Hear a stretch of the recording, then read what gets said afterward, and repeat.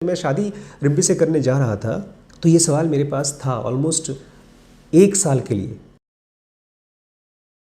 कैसे हैं आप लोग? कमेंट में लिखा करिए आप लोग कैसे हैं, कैसा महसूस कर रहे हैं। वो हमारे बारे में कम रहता है, आपके बारे में ज़्यादा रहता है। आज 3 लोगों ने मुझसे पूछा है प्यार के बारे में कि हम कैसे सही लाइफ पार्टनर खोज सकें अपनी बेटी के लिए। और उस बच्चे ने भी पूछा है कि सर ऐसा इंसान मेरी ज़िंदगी में कैसे आए जो मेरी स्पिरिचुअल लाइफ को भी आगे बढ़ने में मदद करे। वो ज़ेनोगा एडवांस के साथ बहुत बहुत गहराई से जा रही है और अब वो इस रिलेशनशिप में जाना चाहती है, शादी के रिलेशनशिप में, लेकिन बहुत सतर्कता के साथ वो चाहती है कि लाइफ ऐड हो, खुशियाँ ऐड हों। आमतौर पे ऐसा नहीं होता। तो कैसे पॉसिबल है? कैसे आप, अगर आप पहले से शादीशुदा हैं तो उसमें प्यार और कैसे बढ़ा सकें, और अगर आपकी शादी होने वाली है तो क्या क्या करें, किस चीज़ के बारे में सोचें, क्या चीज़ आपको ध्यान रखना है कि ये फूल खिले बजाय जो होता है।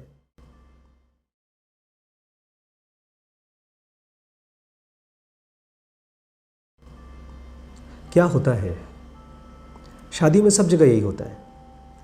शुरुआत के कुछ महीने होते हैं हनीमून के, उसके बाद धीमे धीमे ज़रूरतें आ जाती हैं और उसके बाद एक हस्बैंड और वाइफ की लाइफ केवल चुटकुले रह जाती है। देखा नहीं है कितने ढेर सारे चुटकुले लोग शेयर करते हैं। हस्बैंड अपनी वाइफ से परेशान है, वाइफ मायके चली गई है और हस्बैंड बड़ा खुश हो रहा है। और इसके पीछे सच्चाई है, हम और आप केवल उन्हीं चीज़ों पे खुश होते हैं, हंसते हैं जिसके पीछे कोई सच्चाई होती है। इनफैक्ट इसी चीज़ के लिए हम लोगों ने एक नया सीरीज़ चालू किया है लिमिटलेस में, क्योंकि ये बहुत बड़ी प्रॉब्लम है। इसमें स्कूल और कॉलेज की पढ़ाई बहुत हेल्प नहीं करती है, इसमें स्पिरिचुअल नॉलेज भी बहुत हेल्प नहीं करती है। क्योंकि एक आदमी जो अपने आप को ध्यान में ले जाना चाहता है, मेडिटेशन में ले जाना चाहता है, उसके लिए तकरीबन सारी दुनिया स्ट्रेंजर है। इनफैक्ट कल ही हम लोग एक क्वेश्चन पिकअप कर रहे थे अटैचमेंट का, कि अगर एक आदमी अपनी फैमिली से, अपनी प्रॉपर्टी से अटैच्ड ना हो तो क्या वो स्पिरिचुअलिटी में आगे जा पाएगा? और इस तरह की बातों से हम केवल और दूर होते जाते हैं अपने लव्ड वन से, ख़ास तौर से उस वन पर्सन से, सिंगल पर्सन से जो हमारे लिए अपनी पूरी ज़िंदगी दे रहा है। एक काम करिए, जाइए मिलिए जिस बंदे से आप शादी करने वाले हैं, उससे बातें करिए, लेकिन जल्दबाजी मत करिए, धीरज के साथ। इसको मैं कहता हूँ अटेंशन दीजिए। जब आप किसी से मिलते हैं और बात करते हैं तो हमारा माइंड ना एक जासूस की तरह होता है, उसके बारे में हर वो बात जानना चाहता है जो वो छुपा रहा है। और जब वो जान जाएगा उसके बाद क्या? उसके बाद आप उससे शादी नहीं करेंगे। लेकिन मान लीजिए आपके लिए वो लाइफ पार्टनर इतना इम्पॉर्टेंट है कि उसकी प्रेजेंस में आपके अंदर की चीज़ें खिलने वाली हैं, तो कैसे पता चलेगा? हो सकता है वो बंदा हो जो बुद्ध के लिए यशोधरा थी।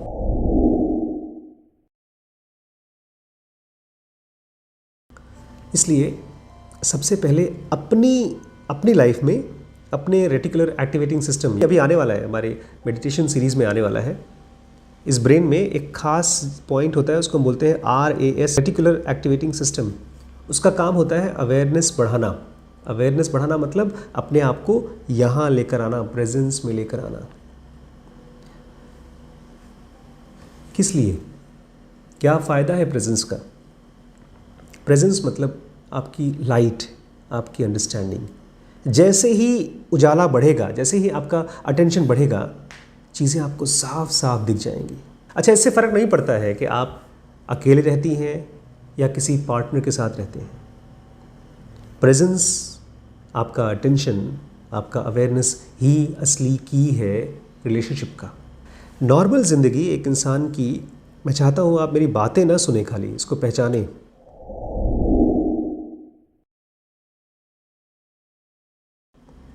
इसको मैं कहता हूँ बाढ़ वाली ज़िंदगी है। जैसे कुछ गांव होते हैं, नदी के किनारे होते हैं, ज़रा सी बारिश ज़्यादा हुई तो नदी में बाढ़ आती है और सब बह जाते हैं। और हम में से हर इंसान अपने इस खोपड़ी में इमोशनल नदी के किनारे रहता है। और जैसे ही नदी में बाढ़ आई, जैसे ही कोई गुस्सा आया, कोई डर आया, हम उसमें बह जाते हैं। और खाली अकेले नहीं बहते हैं, उस कंडीशन में हमारे आसपास के लोग हमसे हमारे साथ बहते हैं। और कौन है हमारे आसपास? हमारे बच्चे, हमारे परिवार, हमारे लव्ड वंस। कैसे बचेंगे उससे? क्योंकि अगर प्यार में आपको गहराई में जाना है तो फिर आपको इस बाढ़ से बचना होगा।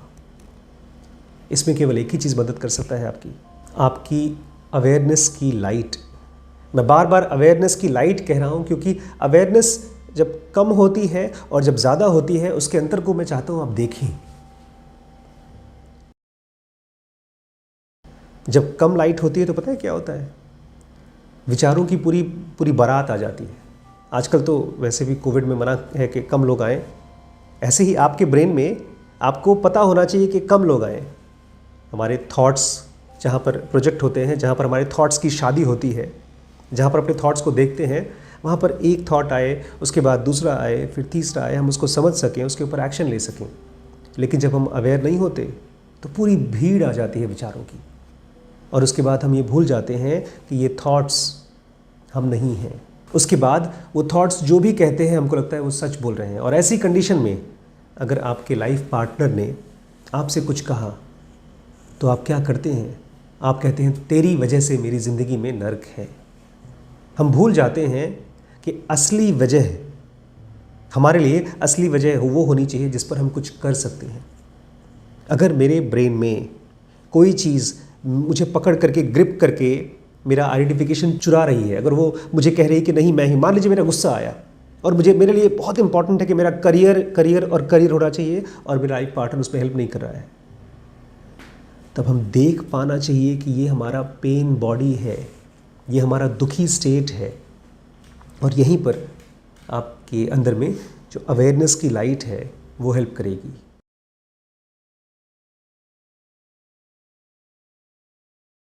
पता है, आपको फाइट भी नहीं करना पड़ता। अगर अंदर में अवेयरनेस होती है तो थॉट्स इतने कमज़ोर हो जाते हैं जैसे खूबसूरत बादल, अच्छा लगता है। और वहीं पर जब हम बेहोश होते हैं तो ऐसा होता है, ऐसे काले बादल, बरसते बादल, हम उसमें बह जाते हैं और उसमें हम भूल जाते हैं हम कौन हैं। आपको आइडिया है आप कौन हैं? आप जिससे शादी करने वाले हैं वो इंसान, आप खुद कौन हैं? मैं अपने आप से पूछ रहा था, पता है, जब मैं शादी रिम्पी से करने जा रहा था तो ये सवाल मेरे पास था ऑलमोस्ट 1 साल के लिए। उसके रिम्पी से मिलने के करीब 1 साल पहले मेरे लाइफ में ज़िनोगा आई थी और बस एक ही चीज़ मेरे दिमाग में चलता था, मैं जो अपनी रिम्पी के लिए अपने आप को सुपुर्द करने वाला हूँ और उसको मैं अपने ज़िम्मे देने वाला हूँ, तो मैं हूँ कौन? इसका जवाब भी मुझे मिला था। आपको भी इसका जवाब अपने लिए खोजना पड़ेगा। मुझे ये समझ में आया कि जो विचार चलते हैं, ढेर सारे विचार चलते हैं, उसको मैंने नाम दे दिया थिंकर, विचारक। उसका काम है बकबक करना।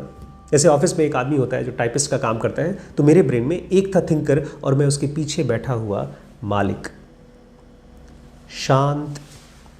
उसको कुछ लोग स्टिलनेस कहते हैं, कुछ लोग प्योर अवेयरनेस कहते हैं। तो मैंने अपने आप से उस दिन प्रॉमिस कर लिया था कि मैं इस टाइपिस्ट की शादी नहीं कराऊंगा रिम्पी से, जो बार बार अपने थॉट्स चलते रहते हैं, उसकी शादी नहीं होगी। अगर रिम्पी की शादी होगी तो इससे होगी, पीछे बैठा हुआ शांत स्टिलनेस से। मैंने उस दिन अपने आप को एक और प्रॉमिस किया था कि मेरी ज़िंदगी में बहुत दुख है जब तक मैं पूरी तरह से एनलाइटन नहीं हो जाता। कोई बात नहीं, लेकिन वो दुख, उसकी शादी मैं रिम्पी से नहीं करूँगा।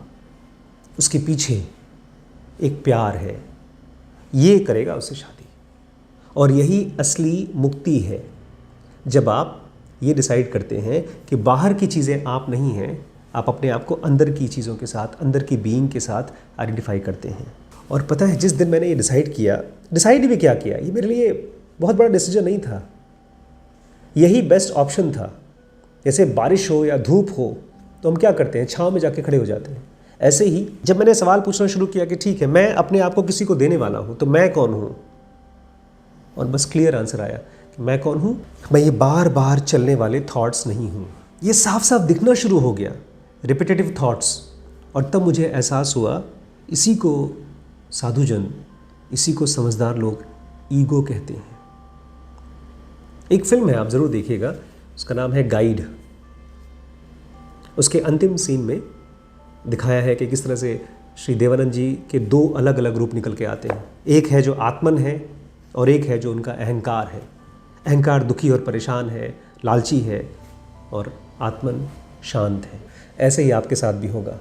एक समय ऐसा आएगा जब आपका ईगो आपसे बातें करेगा और आप उसको देख करके मुस्कुराएंगे, ठीक वैसे ही जैसे बुद्ध मुस्कुराते थे, एक साइलेंट स्माइल। तो अगर प्यार करना है, शादी करनी है, तो ये चीज़ बहुत क्लियर होना चाहिए एक्सपीरियंस के साथ भी। पहले थियरी समझ लीजिए, उसके बाद एक्सपीरियंस भी आ जाएगा। प्यार क्या है? प्यार एक स्टेट ऑफ माइंड है, अंदर की एक स्थिति है। बाहर विचारों में प्यार नहीं है, बाहर के हाव भाव में, आपके बिहेवियर में प्यार नहीं होता। इसलिए अगर आप बहुत सीरियस हैं अपने रिलेशनशिप को लेकर के, आप देखेंगे प्यार आपको छोड़ के कभी जाएगा ही नहीं, क्योंकि यह आपकी बीइंग का पार्ट है। आपकी सांस जितना नज़दीक है, उससे ज़्यादा नज़दीक प्यार है। मुझे उम्मीद है आप भी मेरी तरह एक दिन समझ जाएंगे कि प्यार किसी बाहर वाले के ऊपर डिपेंडेंट नहीं है, किसी रूप पर डिपेंडेंट नहीं है।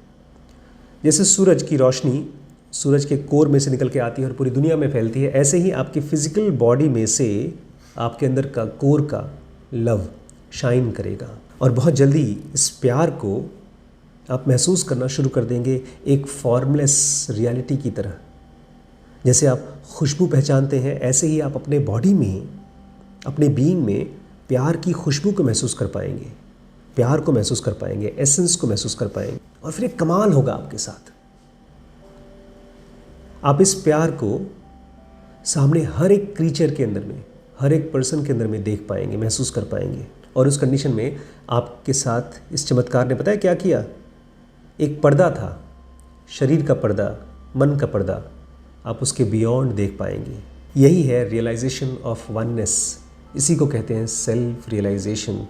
इसी को कहते हैं अंदर के खुद अपने सेल्फ के प्यार को महसूस कर पाना। तो फाइनली क्या करना है आपको?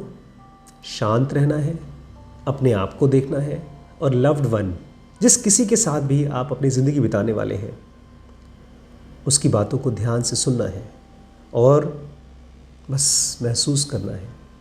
सही गलत सब अपने आप समझ में आ जाएगा, बहुत विचारों की ज़रूरत नहीं पड़ेगी। कहते हैं दिमाग सोचता है, दिल जानता है, लेकिन तब जब दिमाग शांत रहे, नहीं तो ये ओवर पावर कर देता है। इसलिए अपने आप को शांत करिए, बहुत शांत करिए, और बता दीजिए, मैंने अपने आप को बता दिया था, अगर शादी करूँगा तो मैं अपने आप से शादी करूँगा। तो रिम्पी कोई और नहीं है, वो आशीष शुक्ला है। और यही बात जब रिम्पी से पूछेंगे तो कहेंगी ये तो भाई रिम्पी है। इसी को शायद कहा गया है अर्ध नारी नरेश्वर। All the best. मुझे बताइएगा आप लोगों की रिलेशनशिप में क्या चीज़ें चल रही हैं, क्या महसूस कर रहे हैं, कौन कौन सी ऑब्स्टिकल्स आ रही हैं, उस पर और बातें करेंगे हम लोग। आप में से हर एक बंदे के कमेंट्स में पढ़ता हूँ, इसलिए कमेंट्स लिखिए, ध्यान से लिखिए, सोच समझ कर लिखिए, उल्टी मत करिए। I honour every word. आपको अपने शब्दों की गरिमा रखनी होगी, उसको सोच समझ कर, महसूस करके, फील करके लिखिए। मैं वेट करूँगा। सब्सक्राइब करके जाइएगा। इंस्टाग्राम पे हमारे पेज का नाम है ashish.shukla.zen। मिलते हैं।